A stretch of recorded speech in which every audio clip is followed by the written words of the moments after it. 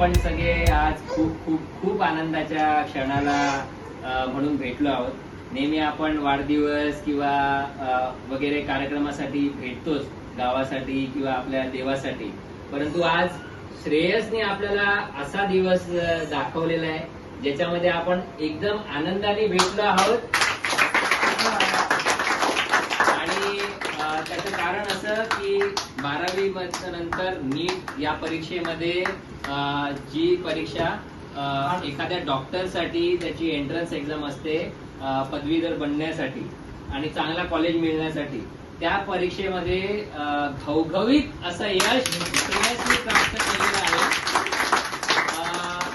कालच त्याच्या क्लासेस कडनं किंवा त्याच्या शिकवणीकडनं जो सत्कार झालेला आहे मोठ्या रूपामध्ये. परंतु आम्हाला भावंडांना पण असं वाटलं की नक्कीच आपल्या भावाने एवढं मोठं यश प्रदान केलेलं आहे, तर मग त्याचा नक्कीच सत्कार आपल्यातर्फे छोटा का होईना तो झालाच पाहिजे. ठीक आहे. तर प्रत्येकाला समजण्यासाठी म्हणून श्रेयसनी 720 मार्कापैकी ऑल इंडिया रँकिंग मध्ये 602 मार्क पटकावलेले. आणि महत्वाची गोष्ट म्हणजे ते 602 मार्क पटकावत असताना जर एखादा प्रश्न चुकला तर त्याचं 1 मार्क वजा देखील होतो. अशा एवढ्या चुरशीच्या परीक्षेमध्ये त्यांनी 602 मार्क पटकावलेले ही खूप मोठी. पैकी असलेल्या काही विषयांपैकी जो अजून एक महत्वाचा विषय असतो बायोलॉजी. त्या बायोलॉजी ह्या विषयामध्ये त्यांनी स्वतःचा मी म्हणेन डंका असा घोषित केलेला आहे. त्या बायोलॉजी मध्ये त्याला 360 पैकी 340 मार्क मिळालेले. खूपच वाखाणलेले. 14 तास परीक्षा अभ्यास, 16 तास अभ्यास. श्रेयस अभ्यास करत असतो, श्रेयस त्याच रूम मध्ये असतो, श्रेयस खूप अभ्यास करतोय. या सगळ्या गोष्टींचा जो आज आपल्याला दिवस दिसतोय की त्यांनी केलेल्या. तर आम्ही भावंडांतर्फे जे काही छोटं मोठं त्याच्यासाठी विचार करू शकलो एका रात्रीमध्ये किंवा एका दिवसामध्ये, आणि प्रत्येक जण आपण आपले जेवढे लांबून सगळे येऊन त्याला जे आशीर्वाद देण्यासाठी आलेले आहेत त्याबद्दल सर्वांचे आभार. ओके, गुड्डीला काहीतरी म्हणायचं असेल? गुड्डी काय नाही, मला एवढंच म्हणायचं, congratulations, you have done a great job, keep growing and soon we all will call you doctor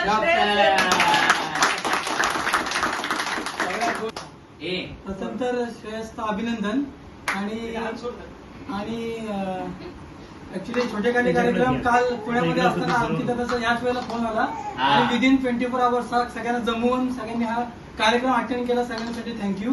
आणि एक सांगायचं म्हणजे श्रेयसचा पहिला अटेम्प्ट पण चांगला होता. पहिल्या अटेम्प्टला त्याला काय ज्या चुका होत्या त्यांनी दुसऱ्या अटेम्प्ट मध्ये कॉन्कर करून त्याच्यावरती चांगलं यश मिळवलं. मागच्या वेळी 400 काहीतरी ऑर मार्क्स त्याला होते, आता तो 600+ मार्क्स त्याला मिळाले. So it is very very good thing. कारण आपण चुका ज्या असतात त्या चुकांवरती मात करून त्या चुका सुधारून आपण काहीतरी ग्रो करतो त्यामध्ये. आणि त्याच्याबरोबर त्याच्या आई बाबांचं, कारण 1 वर्ष मुलाचा फुकट गेला की त्या आई वडिला माहिती असते 1 वर्ष 365 दिवस त्याचे परत पहिल्यापासून पहिल्या पाड्या पंचावन्न त्याला करावे लागतात. पण अशा पण ह्याच्यामध्ये श्रेयसने चांगला अभ्यास केला आणि कुठला भरपूर सारे कार्यक्रम श्रेयस मिस करत नाही पण ते मिस केले या एक्झामच्या पायी. सो त्याला त्याचं यश मिळालं आणि देवाकडे अशी प्रार्थना आहे की त्याला चांगलं MBBS साठी कॉलेज मिळू दे. प्रथम तर गव्हर्नमेंट मिळू दे, नाही भेटलं तर प्रायव्हेट पण चांगलं भेटू दे आणि पुढच्या 6 वर्षामध्ये श्रेयसच्या खाली MBBS डिग्री जातो दे बस.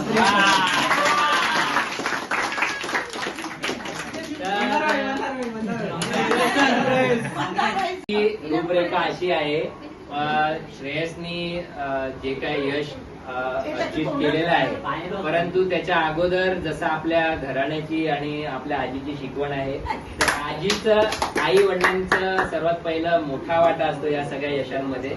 त्यामुळे पप्पांना मी मोठे व्यक्ती आता आहेत म्हणून विनंती करेन की आई वडिलांना शाल आणि श्रीफळ घेऊन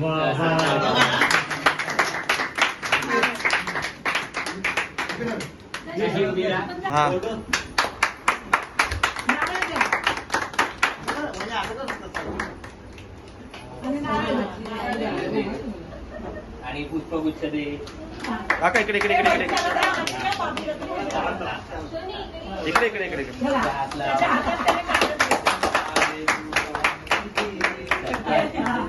आता खोत करू काय म्हणतात ते खूप साऱ्या प्रेमाच्या बहिणींनी कडून पुष्पगुच्छ आणि आई वडिलांना आणि श्रेयसला घ्या. तुम्ही दोघांनी सगळ्यांनी घ्या. हा, भाऊजी पण येतील. सगळ्यांनी उभे राहा.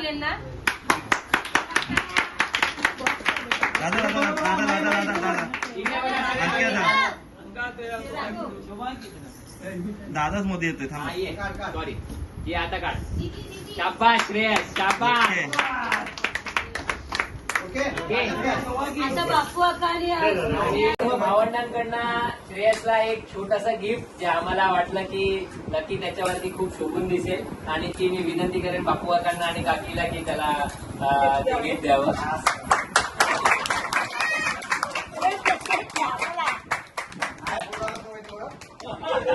येतोय नाही कसा. आमची मोठी काकी हैदराबाद वरनं आली होती. याच अनुषंगाने त्याला पण तिचे आशीर्वाद मिळालेले आहेत आणि म्हणूनच आम्ही तिला विनंती करतो की तिने ट्रॉफी त्याला द्यावी, ती त्याला नेहमीच आठवण करेल की त्याच्या यशाचं करतो.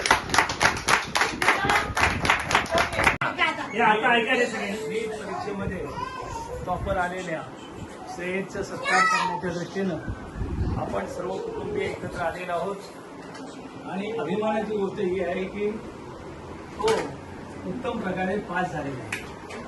दुसरी गोष्ट, शिक्षणाची खरी कास आमच्या घरामध्ये एरुंड कुटुंबियांमध्ये जी धरली ती आपल्या आईनं ताईनं धरली. कारण ताईचं शिक्षण 7वी पर्यंत होतं, दादांचं 4थी पर्यंत होतं आणि चिमट्यांचं 7वी पर्यंत होतं. पूर्वी शिक्षणाची ही गती होती. त्यानंतर आम्ही 11 भावंड होतो. 11 भावंड होत असताना त्यांचं शिक्षण आणि शेतीतून पूर्ण करता करता त्या आई वडिलांची दमछाक होत असते. तरी सुद्धा प्रत्येकाने शिकावं ही मात्र तिची इच्छा होती. त्या दृष्टीनं भाऊ आमचे यशस्वी झाले. अण्णा बंधू 7वी पास झाले. त्यानंतर मी यशस्वी झालो, 10वी बोर्ड यशस्वी. त्यानंतर अजित ग्रॅज्युएट झालं. त्यानंतर आम्ही आमच्या परीनं आमच्या मुलाला शिक्षण देण्याचा प्रयत्न केला. ते पण तो दृष्टिकोन लक्षात ठेवून की आपल्या आईनं सांगितलेलं बाबा रे शिक्षण जे वाघिणीचं दूध असतं तो जो प्यायला तोच तरेल. आणि म्हणून तुम्ही पण सर्व मुलांना सांगू इच्छितो की शिकत राहा. जे जमेल तितकं शिक्षण घ्यायचा प्रयत्न करा. मोठे व्हा. शिक्षण हीच आजची गंगा आहे. बाकी संपत्ती, प्रॉपर्टी किंवा गावघर याच्यामध्ये विशेष काही दम नाही आहे. शिक्षणानेच माणूस पुढे जातो आणि पुढे जातो. दुसरी गोष्ट, गावामध्ये ज्यावेळेला आम्ही शाळेत जात होतो त्यावेळेची घटना, गावामध्ये 1 नंबर कुटुंब, हुशार कुटुंब म्हणून कोणाचं असेल तर ते एरुंकर कुटुंब आणि संपूर्ण गावामध्ये नावाजलेलं होतं. कारण आम्ही 11 भाऊ बहिणी असं 11 होतो.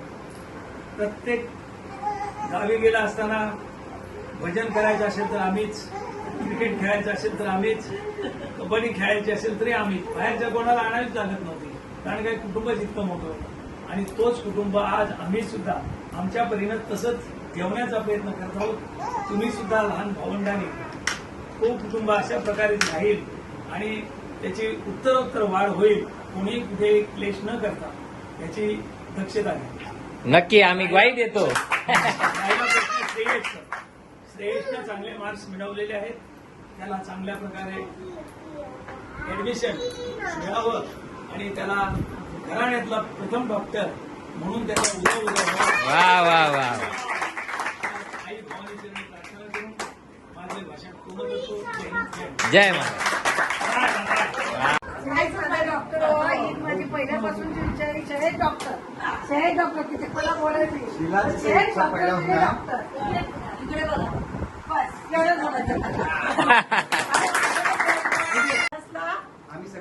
आम्ही सगळे तर मदत करणार. आम्हाला माहितीच आहे. कधी रात्रीचा फोन आला कुठे हे पाहिजे तर मी हजर आहे. पण त्याचा नंबर कुठेही लागू दे, त्याला आपण तिथे पाठवायचं. शक्यतो असेल तर मम्मीकडे तो राहणार. त्याचा काही प्रश्नच नाही. मामा मामी बाजूलाच कुठल्याही राज्यात जरी झालं तरी आपण सगळ्यांनी हसतमुखाने त्याला पाठवायचं आहे.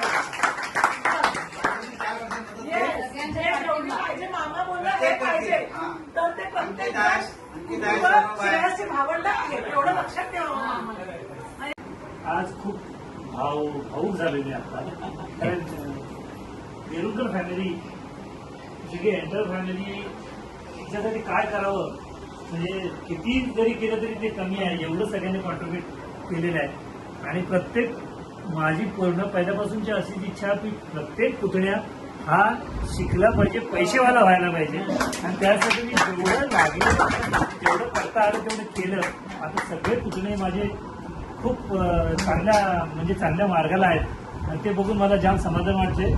केरलेलं उगवतं ते आज उगवलंय अशीच माझी भावना आहे यावेळेला. आणि दुसरी गोष्ट, डॉक्टर ज्या वेळेला त्याचा मी काल सत्काराचा व्हिडिओ बघितला त्यावेळेला डॉक्टर श्रेयस हे जेव्हा कानावर पडलं त्यावेळेला मी कान माझे भरून पोचले. खूप त्यावेळेला माझ्या ताईची सातत्याने आठवण झाली. आणि विशेष सांगायचं म्हणजे शिलाची इच्छा होती, बाईची इच्छा होती की सातत्याने पूर्ण डॉक्टर व्हायला पाहिजे. आता कधीतरी होणार गॅरेंटी, ह्याच्यात काही दुमत नाहीये. पण आता विशेष आठवण मला नम्रतेची होती आहे, कारण ज्या ज्या वेळेला हॉस्पिटलला गेलो त्या वेळेला ती बाबडी सातत्याने काका श्रेष्ठ डॉक्टर करा, कारण मला जाणवतं श्रेष्ठ डॉक्टर करा, श्रेष्ठ डॉक्टर हे कानावर माझ्या सातत्य त्यांनी 3 वेळा बोलले. मी 3 वेळा हॉस्पिटलला गेलो, मला 3ही वेळा त्यांनी हेच सांगितलं. तिचे पण आशीर्वाद असतील त्याच्यामुळे ह्या सगळ्या गोष्टी तिने 3-4 वेळा मला कानावर माझ्या पडलेले तिचे वाक्य की काका काही होऊ द्या, तुम्ही श्रेष्ठ डॉक्टर करा. त्यामुळे आज त्या लाईनमध्ये आहे, तो आता नक्की डॉक्टर होईल. आपण सगळे आहोतच आणि तुमचा एवढा मोरल सपोर्ट असल्यावर मला आता कसलीची गरज वाटणार नाही. ते नक्कीच तो त्याच्या यश प्राप्त करेल अशी भावना सातत्याने आहे. बापूचं तर सातत्यानं सकाळ दुपार संध्याकाळ किती मार्क्स कसे झाले, काय झाले, कोण झाले, कोण अरे हो. पण आता मला त्या गव्हर्नमेंटचं उघडून येतं खरंच त्या नको येणार ना काय ऑनलाईन झाल्याशिवाय कसं काय हे करू. त्यामुळे एंटायर सगळ्या फॅमिलीचे खूप खूप आभार. आणि आज पेरलेलं उगवलं आणि धन्यवाद. थँक्यू.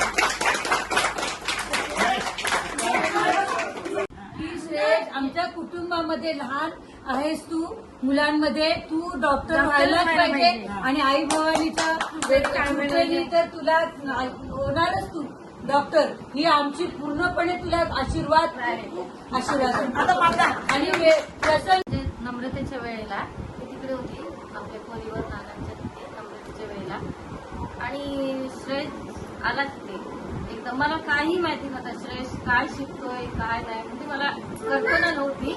आणि श्रेयसने तेव्हा नानांच्या घरी एंट्री केली, मी अशी समोरच होती. एंट्री केली तर मला एकदम वाटलं काय माझा पोरगा डॉक्टर आला घरी. खरं सांगते मी स्मरून सांगते, ते फक्त श्रेयसला माहिती आहे. आणि मी म्हटलं काय माझा पोरगा डॉक्टर होऊन आलाय काय घरी, असा मला एकदम त्याच्यामध्ये हात झाला. झाल्यानंतर मी त्याला बोलली की तू छान दिसतोस रे बाबा, तू डॉक्टरच म्हणा बाबा बोला. पण तरी तो मला काही बोलला नाही. मी त्याला 2-3 वेळ बोलली बाबा तू डॉक्टर म्हणा, तू डॉक्टर पण. आणि नंतर मग तेव्हा त्यावेळेला मला तो काहीच बोलला नाही. आणि ती वेळ पण अशी गेली होती, तो मला बोलला नाही. नंतर मी तिकडून इकडे आपल्या घरी आली तेव्हा तो मला बोलला का की कुणाला बोलू नको, तू जे माझ्यामध्ये बघितलेस ना ते सत्य आहे, मी डॉक्टरच बनणार. हे मी काय बोलायचे. मस्त बोल. मागील 2 वर्ष या नीटच्या परीक्षेत मी 3 वर्ष जो काय प्रयत्न केला, प्रयास केला, माझा मेहनत केली, त्यामध्ये खूप सगळे उतार चढाव आले. पण सगळ्या उतार चढावाच्या मध्ये पप्पांशी मम्मीशी त्यांचं बोलणं आणि त्यांचा जो सपोर्ट राहिला माझ्यासाठी तो खूप माझ्यासाठी मौल्यवान होता. कितीतरी वेळेला मला असं वाटलं की सोडून जाऊ दे, नको करूया, पण शेवटी हळूहळू ट्रॅकवरती येणं हाच ऑप्शन राहिला माझ्यासाठी. माईचं, शिला आत्याचं, या सगळ्यांचं स्वप्न होतं की मी डॉक्टर बनावं.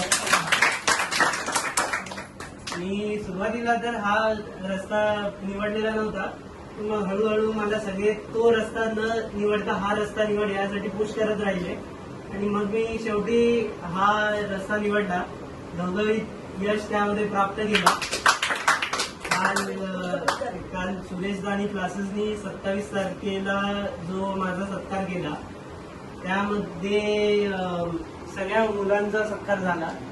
पण शेवटी माझ्या घरातल्यांनी जेव्हा तो व्हिडिओ बघितला त्यावेळेला माझा एक सत्कार आपण पण ठेवूया ही कल्पना माझ्या दादा लोकांनी केली. याबद्दल मी त्यांचा खूप धन्यवाद मानतो. आणि खरं तर सगळे सुरुवातीपासून बोलताय की आपण पण एक छोटासा सत्कार करा. हा छोटा सत्कार नाही, हा खूप मोठा सत्कार आहे की माझ्या घरचे एवढे माझ्या पाठीशी उभे आहेत, एवढ्या लांब लांबून आले एका रात्रीत अंबरनाथ, कल्याण, हैदराबाद. मी खरोखर एवढा मोठा आणि चांगला कुटुंब भेटण्यासाठी कुलस्वामिनी चरणी एक मोठा असा धन्यवाद देतो. आणि एवढं बोलून मी माझे 2 शब्द संपवतो.